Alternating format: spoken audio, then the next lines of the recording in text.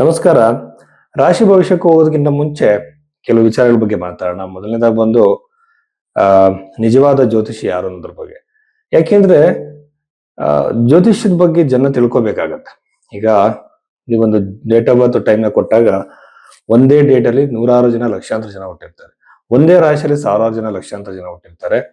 ನಿಮ್ಮ ವೈಯಕ್ತಿಕ ಜೀವನದಲ್ಲಿ ನಡೆಯೋ ಘಟನೆಗಳನ್ನ ತಿಳ್ಕೊಬೇಕು ಅಂದ್ರೆ ಆ ವ್ಯಕ್ತಿ ನಿಮ್ಮ ಲಗ್ನ ಯಾವ್ದಂತ ಫಸ್ಟ್ ತಿಳ್ಕೊಬೇಕು. ಲಗ್ನ ಎಲ್ಲಾದ್ರೂ ಪರ್ಫೆಕ್ಟ್ ಇರಲ್ಲ. ಯಾಕೆಂದ್ರೆ ನಾವು ಹುಟ್ಟಿರುವಂತ ಬರ್ತ್ ಟೈಮ್ ನ ಮಿಸ್ಟೇಕ್ ಆಗಿ ಬರ್ಕೊಂಡಿರ್ತಾರೆ ನಮ್ಮ ತಂದೆ ತಾಯಿಗಳು. ಹಾಗಾಗಿ ಆ ಲಗ್ನ ಯಾವ್ದಂತ ಫಸ್ಟ್ ಕಂಡುಹಿಡಿದು ನಿಮ್ಮ ಜೀವನದಲ್ಲಿ ಹಿಂದೆ ನಡೆದಿರೋ ಘಟನೆಗಳನ್ನ ಅದಕ್ಕೆ ಮ್ಯಾಚ್ ಮಾಡಿ ನೋಡ್ಬೇಕು. ಅವಾಗ ಆ ಲಗ್ನ ಯಾವ್ದಂತ ಗೊತ್ತಾಗುತ್ತೆ. ಆ ಲಗ್ನದಿಂದ ನಿಮ್ಮ ಭವಿಷ್ಯವನ್ನು ಕೂಡ ಆತ ಹೇಳ್ತಾನೆ ಅಂತ ಹೇಳ್ಬೋದು. ಗ್ರಹಗಳ ಬಗ್ಗೆ ಗಂಟೆಗಟ್ಟಲೆ ಮಾತಾಡೋದು, ನಂಬರ್ಗಳ ಬಗ್ಗೆ ಮಾತಾಡೋದು, ಜೆಮ್ ಸ್ಟೋನ್ಸ್ ಬಗ್ಗೆ ಮಾತಾಡೋದು, ಈ ಪೂಜೆಗಳ ಬಗ್ಗೆ ಮಾತಾಡೋದು, ಇದು ಯಾವುದು ಕೂಡ ಜ್ಯೋತಿಷ್ಯ ಅಲ್ಲ. ಜ್ಯೋತಿಷ್ಯದ ಬಗ್ಗೆ ನೀವು ಯಾವುದೇ ಸಿಸ್ಟಮ್ನ ಅಪ್ಲೈ ಮಾಡಿರಿ, ನನಗೆ ಜೀವನದಲ್ಲಿ ನಡೆದಿರುವಂತಹ ಘಟನೆಗಳನ್ನ ಫಸ್ಟ್ ಹೇಳಿ ಅಂತ ಕೇಳಿ. ಯಾವುದೇ ಜ್ಯೋತಿಷ್ಯ ಆಗಿರಲಿ. ಯಾಕೆಂದ್ರೆ ಅವ್ರು ನಿಮ್ಮ ಭೂತಕಾಲದಲ್ಲಿ ನಡೆದಿರೋದನ್ನ ಹೇಳಿದ್ರೆ ಭವಿಷ್ಯವನ್ನ ಹೇಳ್ತಾರೆ ಅಂತ ನಂಬಬಹುದು. ಒಂದು. ಎರಡನೇದಾಗಿ ಬಂದು ಪರಿಹಾರಗಳನ್ನ ಸೂಚಿಸುವಾಗ ಬೃಹತ್ಪರಾಶರ ಹೋರಾಶಾಸ್ತ್ರದಲ್ಲಿರುವಂತಹ ಬಹಳ ಸಿಂಪಲ್ ರೆಮಿಡೀಸ್. ಋಷಿಗಳು ಯಾವತ್ತೂ ಕೂಡ ಕಾಸ್ಟ್ಲಿ ರೆಮಿಡೀಸ್ ನ ಹೇಳಿಲ್ಲ. ಮಂತ್ರ ಜಪಗಳು, ದಾನಗಳನ್ನ ಬಗ್ಗೆ ಮಾತಾಡಿದ್ದಾರೆ. ಅದನ್ನ ಸೂಚಿಸಬೇಕು. ಎರಡು ವಿಚಾರದಲ್ಲಿ ನಿಜವಾದ ಜ್ಯೋತಿಷ್ಯನ ನೀವು ಕಂಡುಹಿಡಬಹುದು. ಮೂರನೇ ವಿಚಾರ ಬಂದಾಗ ಡೇಟ್ ಆಫ್ ಬರ್ತ್ ಇಲ್ಲ ಸರ್ ನನ್ನ ಹತ್ರ ಅಂತ ಹೇಳ್ತಾರೆ ಕೆಲವರು. ಅದಕ್ಕೆ ನಷ್ಟ ಜಾತಕಂ ಅನ್ನೋ ಕಾನ್ಸೆಪ್ಟ್ ಇದೆ, ಅದನ್ನ ಅಪ್ಲೈ ಮಾಡಬಹುದು. ಹಾಗೇನೆ ಹಸ್ತ ಸಾಮುದ್ರಿಕ ಇರುವಂತ ರೇಖೆಗಳು, ಇದರಲ್ಲಿ ನಾಡಿ ಜ್ಯೋತಿಷ್ಯ, ಚೈನೀಸ್ ಪಾಮಿಸ್ಟ್ರಿ ಇದೆ, ವೆಸ್ಟರ್ನ್ ಪಾಮಿಸ್ಟ್ರಿ ಇದೆ.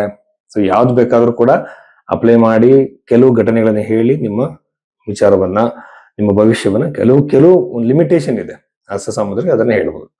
ಇದು ಎರಡು ವಿಚಾರ. ಇನ್ನ ಕೆಲವರು ಹೇಳ್ತಿರ್ತಾರೆ ವಾಸ್ತು ಬಗ್ಗೆ ನಾನು ಹೇಳಲೇಬೇಕು. ಯಾಕೆಂದ್ರೆ ಒಂದೇ ಮನೆಯಲ್ಲಿ ಸಕ್ಸಸ್ಫುಲ್ ಆದವರು ಇರ್ತಾರೆ, ಫೇಲ್ಯೂರ್ ಆದವರು ಇರ್ತಾರೆ. ಒಂದು 2-3 ಕುಟುಂಬಗಳು ಜಾಯಿಂಟ್ ಆಗಿ ಒಂದು ಜಾಯಿಂಟ್ ಫ್ಯಾಮಿಲಿ ಅಂತ ಹೇಳ್ತೀವಲ್ಲ, ಹಾಗೂ ಒಟ್ಟು ಕುಟುಂಬದಲ್ಲಿ 3-4 ಫ್ಯಾಮಿಲಿ ಇರುತ್ತೆ. ಒಂದು ಫ್ಯಾಮಿಲಿ ಅಭಿವೃದ್ಧಿ ಹೊಂದುತ್ತೆ, ಒಂದು ಫ್ಯಾಮಿಲಿ ಚೆನ್ನಾಗಿರಲ್ಲ, ಒಂದು ಫ್ಯಾಮಿಲಿ ಸಂತೋಷವಾಗಿರುತ್ತೆ. ಸೊ ಒಂದೇ ಮನೇಲಿ ವಾಸ ಮಾಡ್ತಿರುವಂತ ವ್ಯಕ್ತಿಗಳು, ಒಂದೇ ವಾಸ್ತು ಇರುವಂತ ಮನೇಲಿ ವಾಸ ಮಾಡ್ತಿರುವಂತ ವ್ಯಕ್ತಿಗಳಿಗೆ ಅವ್ರ ಜೀವನ ಬೇರೆ ಬೇರೆ ರೀತಿಯಾಗಿರುತ್ತೆ. ಇದಕ್ಕೆ ಹಾಗಾದ್ರೆ ವಾಸ್ತು ಹಾಗಾದ್ರೆ ಒಬ್ಬೊಬ್ಬರು ಒಂದೊಂದು ರೀತಿ ಪರಿಣಾಮ ಮಾಡುತ್ತಾ? ಯಾವತ್ತೂ ಕೂಡ ತಿಳ್ಕೊಳ್ಳಿ, ವೈಯಕ್ತಿಕ ಜಾತಕ ಬಹಳ ಇಂಪಾರ್ಟೆಂಟ್ ಆಗುತ್ತೆ.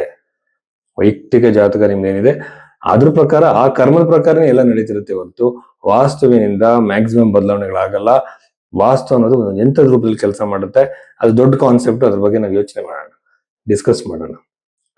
ಇನ್ನೊಂದು ರೀಸೆಂಟ್ ಆಗಿ ಒಂದು ಆಡ್ ನೋಡಿದೆ, ಜ್ಯೋತಿಷ್ಯನ 2 ದಿನದಲ್ಲಿ ಕಲಿಬಹುದು ಅಂತೇಳಿ ತುಂಬಾ ಜನಗಳು ಜ್ಯೋತಿಷರುಗಳನ್ನ ಹುಟ್ಟು ಹಾಕ್ತಾ ಇದ್ದಾರೆ. 2 ದಿನದಲ್ಲಿ ಕಲಿಯೋಕೆ ಸಾಧ್ಯ ಇಲ್ಲ. ಏನಂತಂದ್ರೆ ಜ್ಯೋತಿಷ್ಯವನ್ನ ಕಲಿಯೋದಕ್ಕೂ ನಮ್ಮ ಜಾತಕದಲ್ಲಿ ಕೆಲವು ಕಾಂಬಿನೇಷನ್ಸ್ ಇರಬೇಕು. ಅಂದ್ರೆ ಎಲ್ರು ಜ್ಯೋತಿಷ್ಯವನ್ನ ಕಲಿಯೋಕ್ಕಾಗಲ್ಲ. ಈಗ ಒಬ್ಬ ಡಾಕ್ಟರ್ ಆಗಿರ್ಬೋದು, ಒಬ್ಬ ಇಂಜಿನಿಯರ್ ಆಗಿರ್ಬೋದು, ಒಬ್ಬ ಮ್ಯೂಸಿಷಿಯನ್ ಆಗಿರ್ಬೋದು, ಅವರಿಗೆ ಸಂಸ್ಕಾರಗಳಿರ್ಬೇಕಾಗತ್ತೆ. ಅಂದ್ರೆ ಆ ಒಂದು ನ್ಯಾಚುರಲ್ ಕಾಲಿಂಗ್ ಅಂತ ನಾವೇನ್ ಹೇಳ್ತೀವಿ, ಅದಿಲ್ಲ ಅಂದ್ರೆ ಕಲಿಯೋಕೆ ಸಾಧ್ಯ ಆಗಲ್ಲ. ಸೊ ಹಾಗಾಗಿ ಅದನ್ನು ಕೂಡ ನಂಬಿ ಮೋಸ ಹೋಗ್ಬೇಡಿ. ಸೊ ಇಷ್ಟೆಲ್ಲ ವಿಚಾರಗಳಿದೆ. ವೃಷಭ ರಾಶಿ 2026 ಏಪ್ರಿಲ್ 12ನೇ ತಾರೀಕಿನ ನಂತರದಲ್ಲಿ ವೃಷಭ ರಾಶಿಯವರಿಗೆ ಸಂಬಂಧಪಟ್ಟಂತೆ ಏನೆಲ್ಲ ಪಾಸಿಟಿವ್ ನೆಗೆಟಿವ್ ವಿಚಾರಗಳಿದೆ ಅದರ ಬಗ್ಗೆ ನಾವು ನೋಡೋಣ. ಮೊದಲನೇದಾಗಿ ದ್ವಿತೀಯ ಭಾವದಲ್ಲಿರುವಂತಹ ಗುರುಗ್ರಹ ಬಂದು ನಿಮ್ಮನ್ನ ಸಾಲದಿಂದ ಹೊರಗಡೆ ತರುವಂತಹ ಸಾಧ್ಯತೆಗಳು ಜಾಸ್ತಿ. ಸರ್ ತುಂಬಾ ಸಾಲ ಇದೆ, ನನ್ನ ಸಮಸ್ಯೆಗಳು ಜಾಸ್ತಿ ಆಗ್ತಿದೆ, ನನಗೆ ಏನಾದ್ರು ಅನುಕೂಲ ಆಗುತ್ತಾ ಅಂದ್ರೆ ಒಂದು ಹೊಸ ದಾರಿ, ಹೊಸ ಅವಕಾಶ, ಪ್ರೋಗ್ರೆಸ್, ಫೈನಾನ್ಷಿಯಲ್ ಫ್ಲೋ ಹೆಚ್ಚಾಗಬಹುದು. ಈ ಸಾಧ್ಯತೆಗಳು ನಿಮಗೆ ಖಂಡಿತವಾಗ್ಲೂ ಈ ಒಂದು ಸಂದರ್ಭದಲ್ಲಿ ಇದೆ. ಖಂಡಿತವಾಗ್ಲೂ ಇದೆ. ಸಾಲದಿಂದ ಹೊರಗಡೆ ಬರುವಂತದ್ದು. ಒಂದು ಅನವಶ್ಯಕವಾಗಿ ಎಲ್ಲೋ ಒಂದು ಕಡೆ ನೀವು ಹಣವನ್ನು ಕೊಟ್ಟಿರ್ತೀರ, ಅದು ಬಂದಿರಲ್ಲ. ಎಲ್ಲೋ ಇನ್ವೆಸ್ಟ್ಮೆಂಟ್ ಮಾಡಿದ್ರಿ, ಆ ಹಣ ಕೂಡ ಬರಬಹುದು, ನಿಮ್ ಕೈ ಸೇರಬಹುದು, ನಿಮ್ಗೆ ಅನುಕೂಲ ಆಗಬಹುದು. ಈ ರೀತಿಯ ಸಾಧ್ಯತೆಗಳು ಅತಿ ಹೆಚ್ಚಾಗಿರೋದ್ರಿಂದ ಸಾಲದಿಂದ ಹೊರಗಡೆ ಬರುವಂತಹ ಸಾಧ್ಯತೆಗಳು ಇರುತ್ತೆ. ಗುರುಗ್ರಹ 2ನೇ ಮನೆ ಇರುವಂತದ್ದು ನಿಮಗೆ ವಿವಾಹದ ಪ್ರಾಪ್ತಿಗೂ ಸಾಧ್ಯತೆ ಆಗುತ್ತೆ. ವಿವಾಹ ಪ್ರಾಪ್ತಿ ಆಗ್ಬೋದು, ವಿವಾಹದಿಂದ ಅನುಕೂಲ ಆಗ್ಬೋದು. ಆಮೇಲೆ ಎಂಗೇಜ್ಮೆಂಟ್ ಸಾಧ್ಯತೆ ಈಸಿಯಾಗಿ. ಇಷ್ಟು ದಿನ ತುಂಬಾ ನೆಗೆಟಿವ್ ಆಗಿ ಆಗ್ತಾ ಇತ್ತು, ಈಗ ಬಹಳ ಸರಾಗವಾಗಿ ನಿಮಗೆ ವಿವಾಹದ ಯೋಗ ಒದಗಿ ಬರುತ್ತೆ. ಆಮೇಲೆ ಇನ್ನೊಂದು ವಿಚಾರ ಏನಂತಂದ್ರೆ, ಚತುರ್ಥ ಭಾವದಲ್ಲಿ ಕೇತು ಇರೋದ್ರಿಂದ ಪ್ರಾಪರ್ಟಿ ಖರೀದಿ ಒಳ್ಳೆ ಸಮಯ ಅಲ್ಲ. ಪ್ರಾಪರ್ಟಿ ಖರೀದಿಗೆ ಹೋಗ್ತೀರಾ, ನಿಮ್ಗೆ ಅಲ್ಲಿ ವಿಳಂಬ ಆಗುತ್ತೆ, ಅದು ಇಷ್ಟ ಆಗಲ್ಲ, ಡಿಲೇ ಆಗುತ್ತೆ, ನಾನಾ ತರದ ಬದಲಾವಣೆಗಳು, ಟೆನ್ಷನ್ ಇರುತ್ತೆ. ಸ್ವಲ್ಪ ಪೋಸ್ಟ್ಪೋನ್ ಮಾಡಿ. ಕುಟುಂಬದಲ್ಲಿ ನಾನಾ ತರದ ಕಿರಿಕಿರಿ, ಟೆನ್ಷನ್ಗಳು, ಕುಟುಂಬಸ್ಥರ ಮಧ್ಯೆ, ಮನೆಯಲ್ಲಿಯೇ ಇಷ್ಟು ದಿನ ಅದಿರ್ಲಿಲ್ಲ, ಅನವಶ್ಯಕವಾಗಿ ಯಾವುದೋ ಒಂದು ವಿಚಾರಕ್ಕೆ ಬರ್ತಾ ಇದೆ ಕಿರಿಕಿರಿ. ಕುಟುಂಬದಲ್ಲಿನ ನೆಮ್ಮದಿ ಹಾಳು ಮಾಡುವಂಥದ್ದು, ಕುಟುಂಬದಲ್ಲಿ ಸಂತೋಷದ ವಾತಾವರಣ ಹಾಳು ಮಾಡುವಂತಹ ಸಾಧ್ಯತೆಗಳನ್ನ ಕ್ರಿಯೇಟ್ ಆಗ್ಬೋದು. ವೃಷಭ ರಾಶಿಯವರಿಗೆ ಜಾಗೃತಿಯಿಂದ ಇರಿ. ಆಮೇಲೆ ಪ್ರಾಪರ್ಟಿ ರಿಲೇಟೆಡ್ ಕಿರಿಕಿರಿಗಳು ಜಾಸ್ತಿ ಆಗೋ ಸಾಧ್ಯತೆ ವೃಷಭ ರಾಶಿಯವರಿಗಿದೆ. ಹಾಗಾಗಿ ಈ ಮ್ಯಾಟರ್ ಸ್ವಲ್ಪ ಕೇರ್ಫುಲ್ ಆಗಿರೋದು ಬಹಳ ಮುಖ್ಯ. ದಶಮ ಭಾವದಲ್ಲಿರುವಂತಹ ರಾಹು ಬಂದು ನಿಮಗೆ, ನೀವು ಬಿಸ್ನೆಸ್ ಅಲ್ಲಿ ಕರಿಯರ್ ಆಗಿ ತಗೊಂಡಿದ್ರೆ ಬಿಸ್ನೆಸ್ ಅಲ್ಲಿ ದೊಡ್ಡ ಮಟ್ಟದ ಸಕ್ಸಸ್ ಸಿಗುತ್ತೆ. ಒಂದು ವೇಳೆ ನಿಮ್ದು ಮೆಡಿಕಲ್ ಫೀಲ್ಡ್ ಅನ್ಕೊಳ್ಳಿ, ಮೆಡಿಸಿನ್ ಮಾರುವಂಥದ್ದು, ಏನೋ ಒಂದು ಕೀಟನಾಶಕಗಳನ್ನ ಅಥವಾ ನೀವೇನೋ ಒಂದು ಪೆಸ್ಟಿಸೈಡ್ಸ್ ಅಂತ ಹೇಳ್ತಾರೆ, ಗೊಬ್ಬರ, ಈ ತರ ಬಿಸ್ನೆಸ್ ಮಾಡೋರಾದ್ರೆ ನಿಮಗೆ ಶತಾಯಗತಾಯ ಅಭಿವೃದ್ಧಿ ಖಂಡಿತ ಆಗುತ್ತೆ. ಅಭಿವೃದ್ಧಿನ ಫ್ಲೋ ಹೆಚ್ಚಾಗ್ಬೋದು. ನಿಮ್ಗೆ ಲಾಭದ ಸಾಧ್ಯತೆ ಬಹಳ ಹೆಚ್ಚಾಗಿದೆ. 11ನೇ ಮನೆ ಅಧಿಪತಿ 2ನೇ ಮನೆ ಬಹಳ ಒಂದು ಯೋಗಕಾರಕವಾಗಿರುವಂತದ್ದು. ಇಲ್ಲಿ ಹಣದ ಹರಿವು ಹೆಚ್ಚಾಗತ್ತೆ. ವೈವಾಹಿಕ ಜೀವನದಲ್ಲಿ ಅನುಕೂಲ ಆಗ್ತಾ ಹೋಗುತ್ತೆ. ಕಿರಿಕಿರಿಗಳು ಸಂಭವಿಸುತ್ತೆ. ಕುಟುಂಬದಲ್ಲಿ ಅನವಶ್ಯಕ